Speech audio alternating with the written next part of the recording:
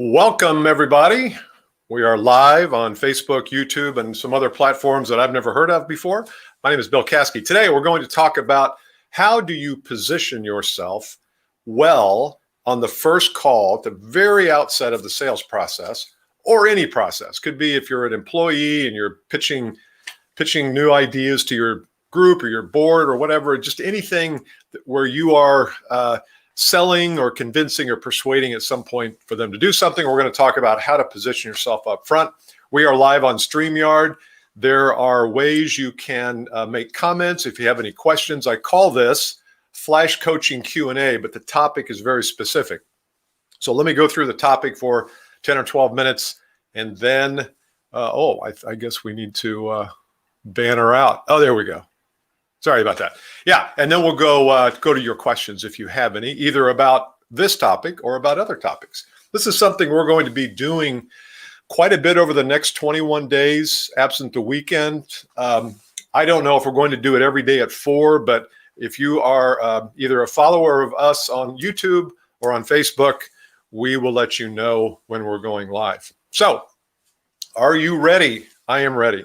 This is the StreamYard thing is a little bit new for me, so I'm going to do this the best I can. One of the things that I want to share with you before we get started is if you like what you hear here today, we offer a complimentary PDF guide called, see if I can pull it up here, 10 Strategies to Change the Selling Game. And you're going to hear one of the strategies today. If you want to download the rest of them, there are 9 more, 10 in total.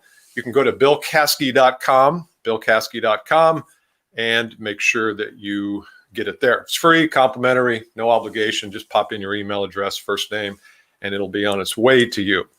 So we're going to talk about the first one, and that is this idea of positioning. You know, I get the call from my clients who are typically sales VPs, CEOs, salespeople, business to business usually in high ticket sales or complex sales. We don't do copier sales, and nothing wrong with that. We just like the complex sale more, where you have lots of decision makers. You might have lots of money in the transaction. There might be a long process of assessment and understanding of what the needs and what the pains are. So most of our clients are in that space. And I get the call occasionally from someone who's in the final hour, the 11th hour, and the prospect either wants to think it over, they want to beat you down on price. I'm sure that's never happened to you. They want to get other people involved in the process that you never heard of before until like 11th hour, 59th minute. All of a sudden, somebody else has to get their approval. You can't ever satisfy all of that up front. That stuff is going to happen. But I do think that the first part of the process, we'll call it the first call. Now, today, the first call could be Zoom, could be digital, could be phone, could be face-to-face, could be networking, could be lunch. First call is where all of that gets set. I say in the book, Same Game, New Rules, that I wrote a few years ago, and I think it still follows, is you only have one chance to make a clean beginning. You only have one chance. So the beginning is where all the stage gets set. It also is the place where control gets set. Who exactly is going to be in control of the sales cycle? Is it going to be you? Is it going to be them? Is it going to be somebody that you don't even know who it is yet? So the first call is really important. And in my guide, I talk a little bit about the idea is you want to control the process. Now, I don't want you to worry about controlling the people in the process. You cannot control people. It's hard enough for us to control ourselves. Trust me. I had 20s and 30s. I was age 25 once, and so I know how hard it is for self-control. But you do want to control yourself to an extent, but you don't want to control the people. All you can do is influence the process. I don't even think you can control it, but you can influence it. And so the first call is where a lot of that gets set. So here's a thought. What do we want to enunciate and communicate and declare in that first call? Well, first off, we want to declare that we are detached from the outcome. What I mean by that, and I talked about this on a LinkedIn video today. I think I also posted it to Facebook. I'm doing LinkedIn videos at the end of the week talking about clients and their questions and what kind of advice I gave. And one today was on detachment. And this idea of detachment is the theory that I want you to be detached from the outcome of your sales process. Now, why do I say that? Do I say it because I don't want you to care? Of course not. I want you to care. Do I say that because it's some kind of slippery, clever technique? Of course not. It's not a technique. It's a way of being. The more detached you are from the outcome, whether a person buys, whether a person even just decides to see you again, the more detached you are, the freer you are. I call it enslavement of the mind.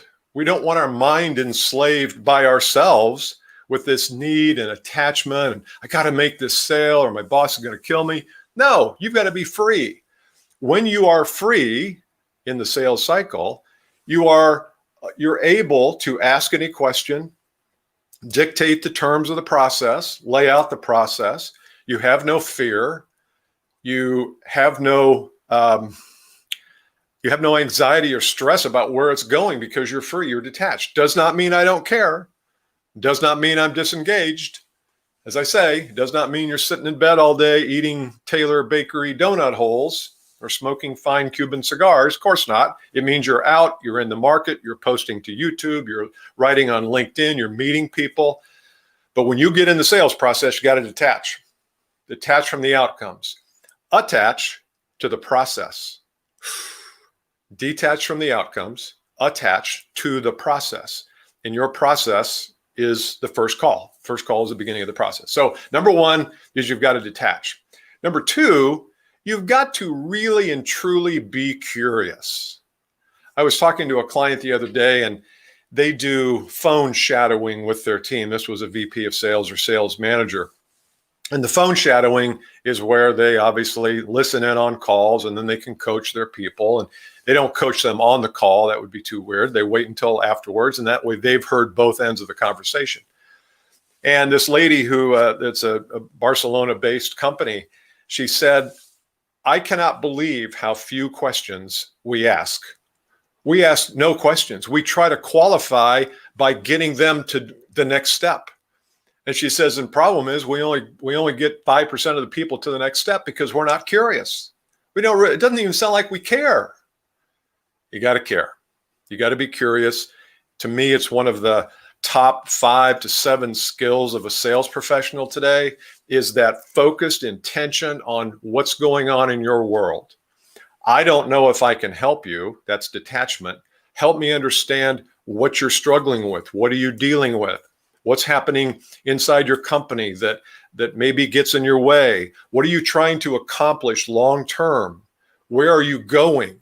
What the problem is today, and then where are you going? You've got to be curious. If you're not curious, you don't belong in sales. Sorry. Because high-level salespeople, the highest achievers, are extremely curious. I work with basically 30-year-old people who are in the $75,000 to $100,000 range, all the way up to, doesn't even matter what their age is, $1 million producers. I can tell you this, the highest achievers are the most curious. They want to know how things work. They want to know how their prospect's business works. How does cash come in? What's the problem? What are you trying to accomplish? Where are you going as a company? So curiosity is number 2. It's a big thing. Number 3, I want you to get comfortable at laying out the process. On the first call, you've got to lay out the process. I've said, and I kind of thieved this from Joseph Campbell, who wrote a book called The Hero's Journey, but he wasn't around for me to get permission, so he'd been gone for 150 years. But it's a book about the journey of a hero, and a lot of films and plays and movies use this same story arc. There's a person who sets out on an adventure. Luke Skywalker is the most commonly referred to, on an adventure. They want to do something. They want to go create something. They have this need in their heart and they want to go do something. And then they run into roadblocks and fiery dragons and spaceships that are mean and nasty and nefarious. And then at some point, what happens? Who do they meet? they meet a guide. And the guide knows the terrain. You are the guide. You know the terrain. You know where people get tripped up in the sales process. You know what it looks like when the delivery or the solution stage falls apart. And you can give people advice on how to traverse, is that the word? Yeah. Traverse the journey, to get around all the roadblocks. That's you. You are the guide. And so in being with a guide, you've got to have a map. And the map is the sales process. So I want you to get really good at laying out what the sales process is. And when you do, you will be more in control, because the person with the map is the person in control. Person with a map, person in control. No map, no control. Because when they have control, it's when the prospect feels like, well, I'm in control because I have the money. I have the money the salesperson wants. That's why I'm detached, because I don't want their damn money. I don't want their money unless I can solve a massive problem. If I can solve a massive problem, then I want their money, because the money is what they exchange for the solution. So one of the things that I teach all of my clients in all my small group coaching is you have control because you have something more valuable than their money. Their money to you can't be that valuable. To them, you have the solution. That's where the value is. If you gave me $1 million and I gave you $2 million, you would want to make that trade all day long. You wouldn't say, well, I really don't have the budget, and this month I only have $500,000. You'd be like, we need another $1 million to give to Bill Caskey, which is not a bad thought. Kind of like the ring of that. So you are the guide. You've got to have a map. What's the map mean? The map is, where are they today? Where do they want to be down the road a year or two? This is after you solve the problem and sell them and execute, deliver.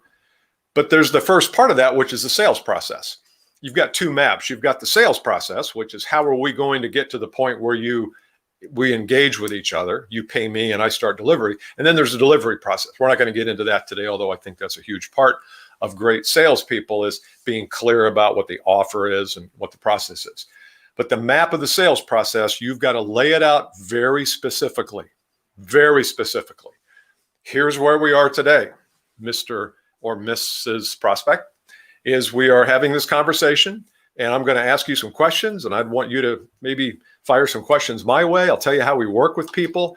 At the end of this time, we're going to make a decision as to whether it makes sense to get together or not. Again, if we do, here's what that looks like.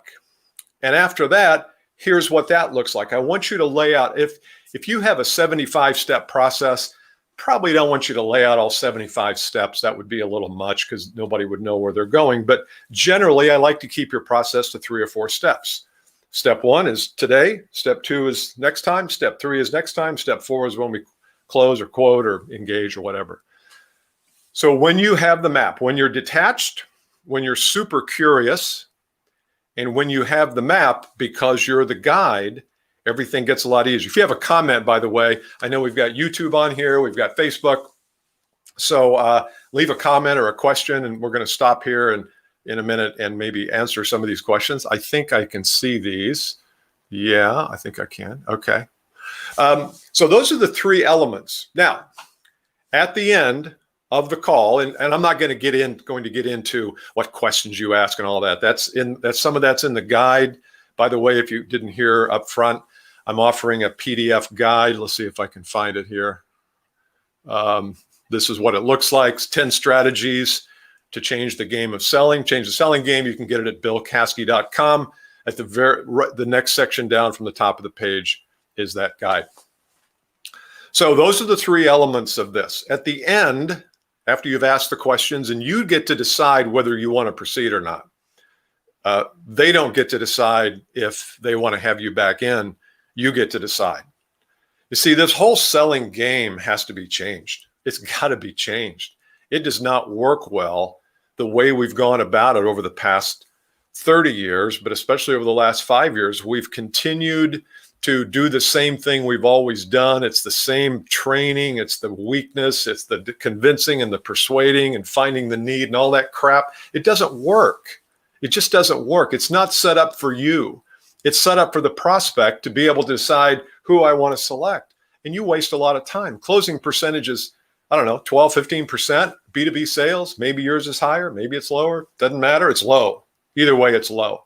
Needs to be 50 to 70%. Now, you may be calling on fewer people, proposing fewer deals, but we've got to change this game to survive, especially today with the disruptions and how business is done. You've just got to get much better at the sales process. So at the end, I just want to have a clear understanding of what the next steps are. You can call it a clear future. You can call it a next action.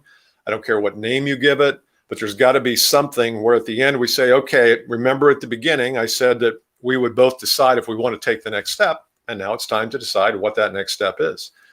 I am negotiable on that. If you have a sales process, if you have a funnel that's totally full of prospects and all you have to do is dial that button up, that rheostat up, and all of a sudden leads flow in, then you can make that process super tight because you don't have time to waste with anybody who's not a prospect. Most of us don't have that. Although that's one of the things that I mentioned in this PDF guide is how to start thinking that way towards scalability. But you can be negotiable here. You can say, typically we do this. Does that sound like a good plan? And they may say, well, it's a good plan. They'll scratch their head like that. That might be a good plan, but here's what I'd rather do. And then you can negotiate. I don't want you to be so hard and fast that you're hard to do business with. Or rigid. I don't want you to be so rigid that you're hard to do business with. That's not fun. So those are the things: detachment, curiosity, have the map because you're the guide. And at the end, have some kind of next step. You might have to remind them of what the next step is and maybe even the step after that. Remember, the idea is you control the process. That's how you position yourself up front. Okay, once again, I'm just going to go back to this. You can go to BillCaskey.com, download the 10 Strategies Change Selling Game. There's some really good stuff in there. Plus, there's some videos. Of course, I say there's good stuff because I wrote it. But there's some videos in there too. I think 3 or 4 of the tips have a video that comes with it. So you'll get those spread out over the next 14 days or so. Okay, comments. Any comments? I don't see any comments. Man, I must have. What a great job I did in answering questions. All right. One thing that before we close up here, one thing that I talked about on my LinkedIn feed, by the way, if you're not connected with me on LinkedIn, every Thursday or Friday, I do a video where I share a issue that one of my coaching clients had, and then I tell them what the advice is, and then I'm sharing it with you. And one of the pieces of advice was, Bill, you talk about detachment a lot. It's in my book. You've seen me talk about it. You've heard it on the Bill Caskey podcast.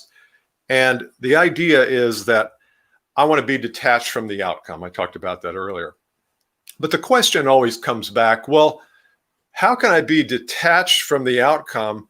I've got goals. I've got a family to feed, family of 6 to feed. I've got retirement to fund. I've got bosses on my back. I've got pressure that I'm putting on myself to accomplish my goals and all these people around me. They are not detached. How can I be detached? And you can be. Good luck. No, you can be. And the way I look at it is I reverse engineer it. All you have to do is reverse engineer the sales process and where you're going, and you see that detachment is the only way to get there. If you want to close 50% of your business, stop trying to close every piece of business. Let the prospect come to you.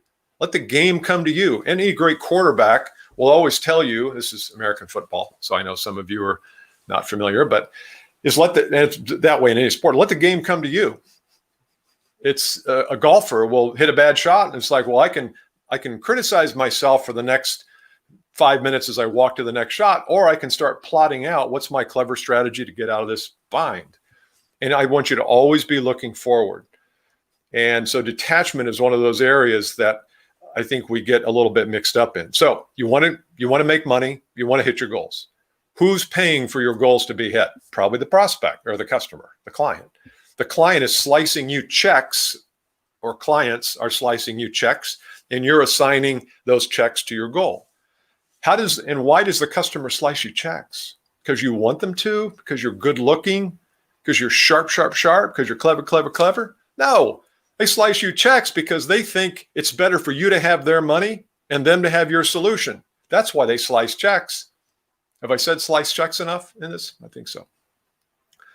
So how do they know that you can solve a problem for them big enough so that they want to cut you a check and buy from you? Well, they know because you run a good process. Your process is buttoned up. You know how to start, which we just talked about today. You know how to finish. You know how to deliver the product. You know how to talk about money. So they are comfortable and believe that you will help them solve a problem. Nobody really knows when they cut a check if you're going to solve the problem the way they would like you to. Nobody really knows. It's like I was talking to a lady today who's in the interviewing process trying to find a salesperson.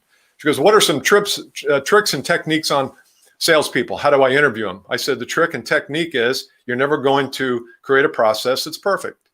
You can have the best process. You have a perfect profile. They can have a great assessment. You can love them. You can fall in love with how they dress, how they look, what they drive, their background, and you still don't know until they get there whether they're going to perform or not. And it's the same thing with a prospect. They believe you, and they're going to cut you a check to hope that you can solve a problem, but they never know. So what happens at the stage before they find out whether they have a problem? You've got to set the stage. You've got to set the tone. It has to be the right tone. The atmosphere has to be right. If you go in there trying to sell them and convince and persuade, and every time they have an objection, boom, you're on it, you handle it, how comfortable does that make them feel? The needier you are, the more you push them away. It's just true. Think about it in personal relationships. The more needy you are, the more you push them away. So before that, then, you've got to have in your heart and soul detachment, because that will allow you to set the atmosphere correctly. So hopefully that helps you. If you have any comments, put them in now. I'm going to be checking in on this video. We'll post it on our Facebook and our YouTube. So if you have any comments afterwards, tonight or tomorrow, you wake up at 3 a.m., which I always do, and you say, Bill, I've got the question. Go plug it in. I will answer it over the next couple of days. If you put it out there a year from now, I probably won't answer it. But next couple of days, I'll make sure I get in here. So I really enjoyed today. Check in. Make sure you like this in Facebook. Give me a compliment or give me a critique. And we'll be doing this again over the next 21 days, probably every day. We'll go tomorrow, probably again at 4 o'clock, and I'll have a different thing. So make sure you go to, as I said before, make sure you go to billcaskey.com, download the strategies to change the selling game, and I will see you next time. So long. Bye.